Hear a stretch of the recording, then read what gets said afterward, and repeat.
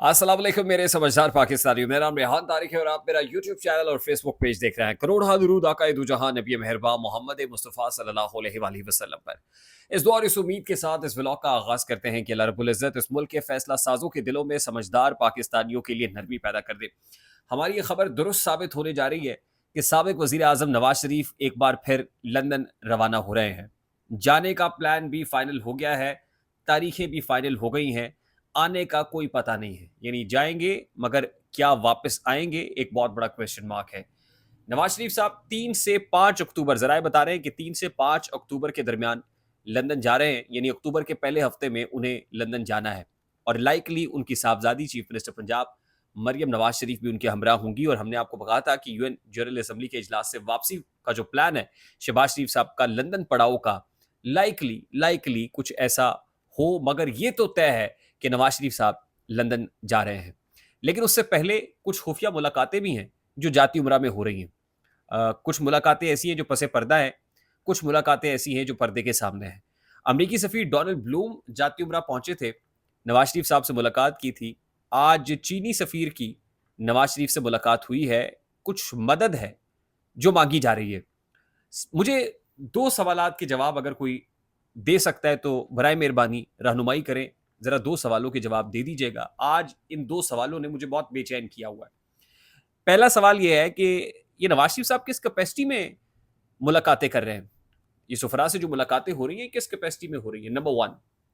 Number two सवाल यह है कि हम अक्सर सुनते हैं, सियासतदानों से सुनते हैं कि पार्लियामान सुप्रीम है, पार्लियामान सुप्रीम है। और सुप्रीम का मतलब यह है कि जो मुख्तार कुल है।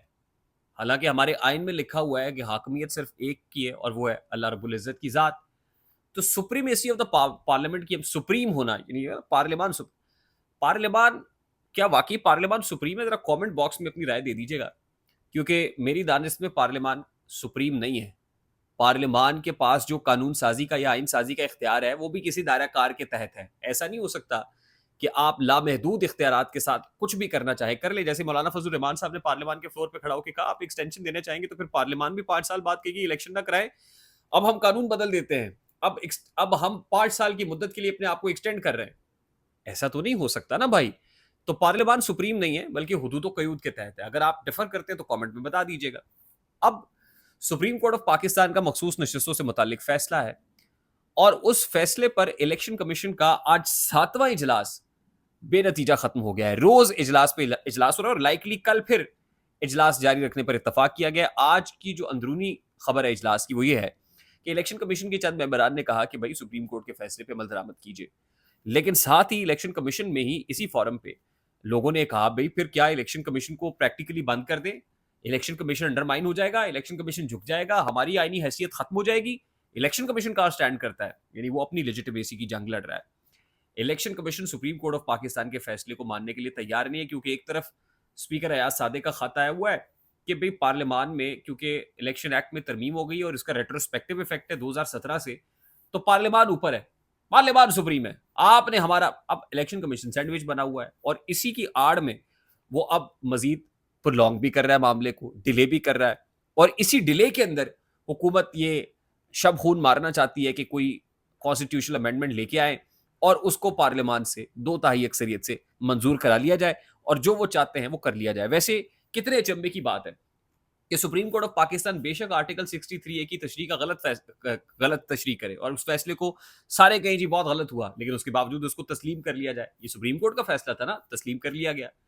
अब सुप्रीम कोर्ट मखसूस नशिस्तों से मुतालिक फैसला कर रहा है कि ये करे, नहीं तस्लीम किया जा रहा है। सुप्रीम कोर्ट ने कहा था 14 मई को पंजाब में इंतखाबात कराएं, नहीं माना गया। यानी ये पिक एंड चूज है कि सुप्रीम कोर्ट का कौन सा फैसला मानना है और कौन सा नहीं मानना, जिसे कहते हैं ना मीठा मीठा हप और कड़वा कड़वा थू।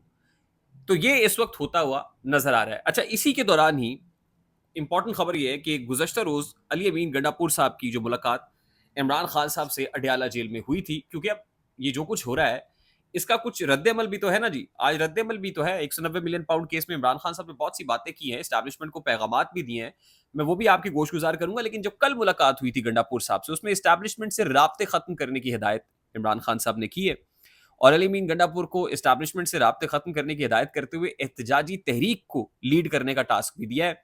उन्होंने कहा है कि एस्टैब्लिशमेंट से बातचीत का टास्क भी इमरान खान ने दिया था। अली मीन गंडापुर कहते हैं, और इस्टेब्लिशमेंट से बातचीत ना करने का टास्क भी अब इमरान खान साहब ने दिया है। अब अडयाला जेल में मुलाकात के दौरान जो है वो जो हिदायत आई हैं एहतजाजी तहरीक के अलावा, वो कहते हैं कोई दूसरा रास्ता मौजूद नहीं है। खैबर पख्तूनख्वा हुकूमत खत्म होती है हो जाए, गवर्नर राज लगता है लग जाए, किश्तियां जलाकर आईनी तरमीम के खिलाफ एहतजाजी तहरीक को लीड करना है।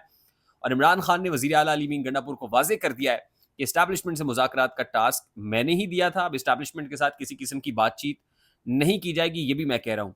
और अली मीन गंडापुर को हर सूरत रावलपिंडी जलसे में पहुंचने और जुमेरात और जुमे को जो एहतजाजी तहरीकें हैं, जो रैलियां हैं, उनको लीड करने की हिदायत भी की है। और पार्टी रहनुमाओं को रावलपिंडी के बाद लाहौर में दोबारा जलसा करने की जो है वो दरखास्त का भी कहा है कि दोबारा जलसा किया जाए। और दरखास्त एक डिप्टी कमिश्नर को आज चली गई है 5 अक्टूबर के लिए कि मीनार पाकिस्तान में जलसा हो, लेकिन उससे पहले इस हफ्ते को रावलपिंडी में जलसा होने जा रहा है।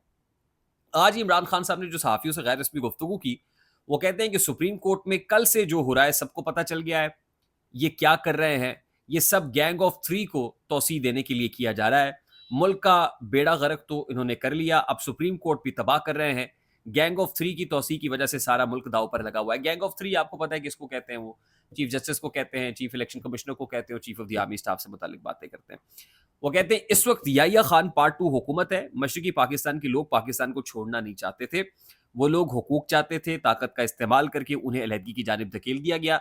याहिया खान ने अपनी ताकत के लिए जीती हुई जमात को इक़्तिदार नहीं दिया। सबसे ज्यादा धांधली ज़दा इलेक्शन की तारीफ चीफ जस्टिस करता है, थर्ड अंपायर सब कंट्रोल कर रहा है। थर्ड अंपायर किसको कह रहे हैं? बराह रास्त इस्टेब्लिशमेंट को।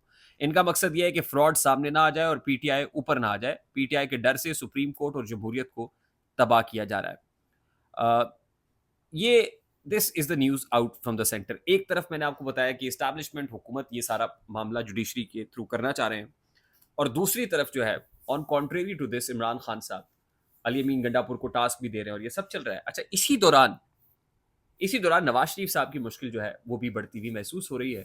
जो मैंने इब्तदा में कहा कि लंदन जाएंगे वापस नहीं आएंगे, वो एक जीरक सियासतदान जरूर है, मुल्क का 3 बार का प्राइम मिनिस्टर भी है, वो हालात को भापता भी है, वो समझता भी है कि होने क्या जा रहा है। जो घुटनज़दा माहौल पैदा हो रहा है, जो लावा पक रहा है, इसने फटना है।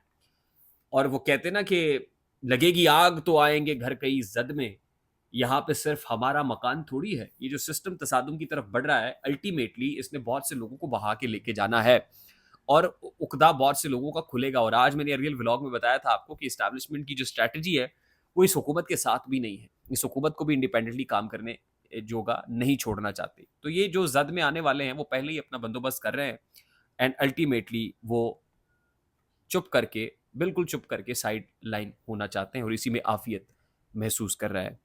आज तोशा खाना केस और आसिफ जरदारी साहब और नवाज शरीफ के मामला और ये सब चीज़ें आप देखिएगा आने वाले दिनों में आहिस्ता आहिस्ता स्लोली ग्रेजुअली ऐसा बिल्डअप होगा कि आपको चीज़ें समझ आना शुरू हो जाएंगी।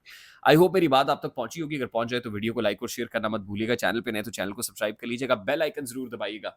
मुझे रेहान तारिक को इजाज़त दीजिए, अपना बहुत सारा ख्याल रखिएगा। अस्सलाम वालेकुम।